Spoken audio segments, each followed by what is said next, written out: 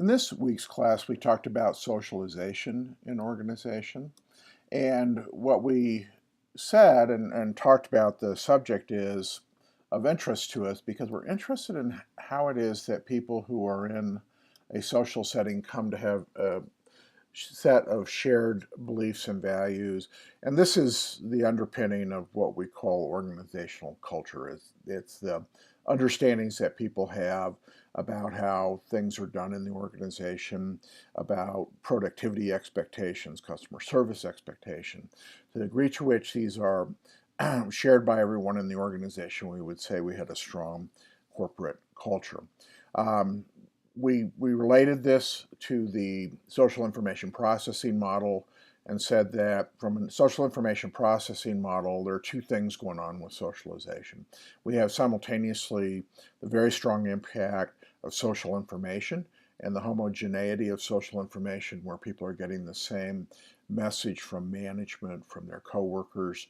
And then we also have the impacts of commitment as people's behavior is subject to their own interpretation, and that's also plays a role in the belief formation process. And we saw this in the case of David Wade in the Gillette metal fabrication case, the great impact that his own behavior and the information provided by the social group had on him. This highlights also a feature of socialization that it is going to occur in the workplace whether directed by leadership or not. So social groups socialize people. The people who spend a lot of time together come to see the world very similarly, and they see their workplace similarly. They develop norms about appropriate work behaviors. And if management has no role in this, it's still going to happen. The social group's going to do it. It's very important to differentiate um, socialization from socializing. So socializing is something that we're used to thinking about happening in the workplace. People talk to each other. And of course, that's how information gets shared and it plays a role in socialization. But socialization is a technical term for us. It refers to something uh, beyond socializing, beyond just the getting of social information to this homogenization of beliefs across all the participants in an organization. Um, it's people are most susceptible to this belief formation when they're new to the organization, and that's where we see the most socializing take place. And we saw it in the Gillette metal fabrication case where the person's new to the organization, David Wade. People who are new to organizations want to fit in. They don't know appropriate ways to behave, and they learn them from other people in the organization. We saw from the readings and some of the examples that I shared in lecture that socialization is strongest when there's some degree of social isolation. We saw that, for instance, in the Hell Camp video. These people are socially isolated, and so the information they have access to about appropriate behavior is highly controlled. The fact of the matter is, in most people's life, work takes a very large component of their life, and so there's this inherent social isolation that occurs in the workplace just because of the number of hours we spend there. The degree of conformity that occurs in the socialization process depends on the strength of the in-group social ties. Since we're most often not talking about voluntary associations, people are kind of choosing to be part of the group. You're really part of the group by virtue of spending your time there.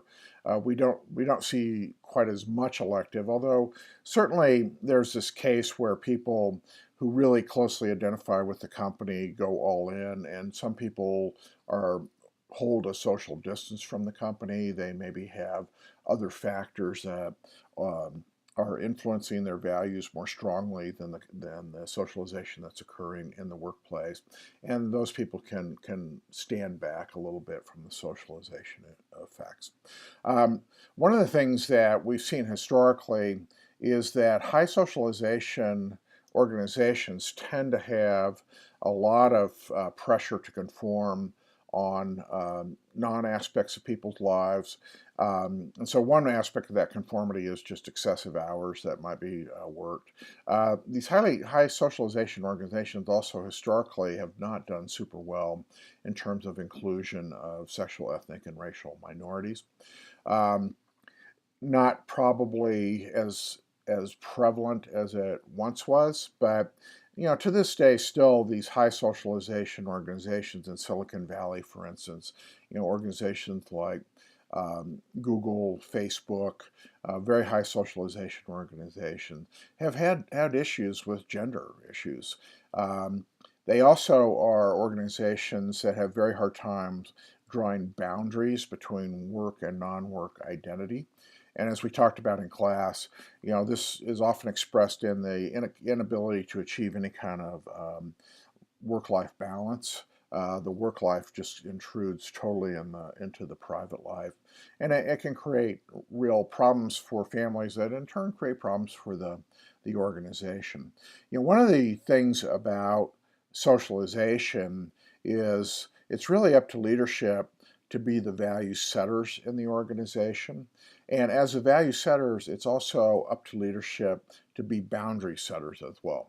So if there is an expectation, and I think there should be, about boundaries between work and life, about how people balance out their personal life and their workplace life, leadership of the firm should really be modeling this. This is how people are going to know it's the true value. And so one of the roles of leadership is actually on these organizations, there's part of it is setting the value set, but it's also a role for leadership in defining the boundary condition of the value set. And then because of these very strong conformity pressures, it's really up to leadership to be the questioners of the culture as well. If the culture is being exerting unfavorable conformity pressures, which they can, um, leadership should be actually modeling the way and questioning the culture and questioning the values and saying, is this really the best thing for business? So socialization is for most leaders a complex issue. We like the we like the fact that people become virtually self-supervising in these organizations. Colleagues supervise them. They do a lot of joint goal setting. There's a whole aspect of productivity's taking care of itself in high socialization organizations, as we saw in a company like Quad Graphics, where they're supervising each other's work, they're cross-training each other. There's a lot of attention and group attention to performance objectives and meeting performance goals. That's great. We like that part. But we also worry about conformity that squeezes out new ideas. Is our organization um, embracing diversity and the value that that brings to the firm? And then also, is conformity so extreme that we're actually overconforming and not making good decisions? So there's a significant role for leadership in any high socialization organization, high culture organization. And the role is interestingly both the creation of culture, but the maintenance of boundaries and the questioning of culture. That's not going to happen for people who are inside the system. On the further reading, there's one of the things I can recommend, Hunter S. Thompson, who is famous for gonzo journalism and is writing in Rolling Stone. Early in his career did a case study, and we call it participant observer study, where he actually joined with and did a study of the Hells Angels. It's fascinating just how they socialize people, but what a strong culture that is. It's a culture, it's an outlaw culture. They call themselves one percenters. And so it's a deviant culture, and how it's created and how it's maintained is interesting. Bill Ochi's Theory Z was about high culture organizations. It was a New York Times bestseller for a couple of years. So a real path-breaking book in really saying how can we have strong culture but also strong productivity and creativity norms as well. And what he contrasted was what he called Theory A, American organization, Theory J, Japanese organization, which at the time were showing, kind of tremendous global success, but clearly with a very different approach to managing people, managing quality, managing productivity.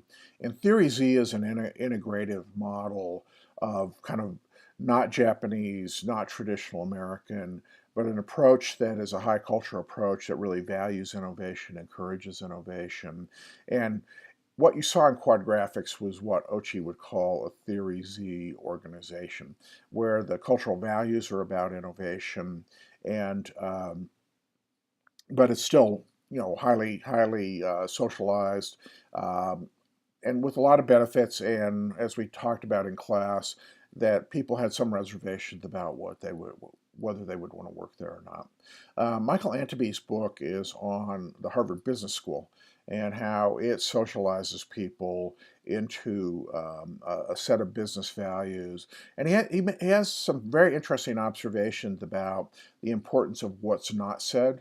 And when it's not said, it can become a norm and an expectation.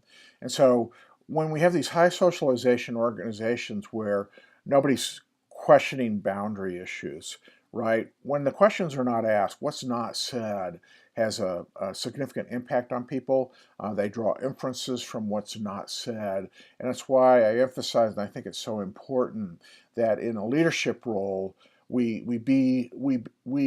model the kind of values of boundary setting, and then we also are the people who are, not just sometimes, but really continually questioning the culture of the organization, the appropriateness of it, and helping. That really helps people understand, these boundary issues, and also the point in time when you really want to break and you want to do something differently. It's quite important that we have that capacity as well, that our conformity does not become a conformity of the past.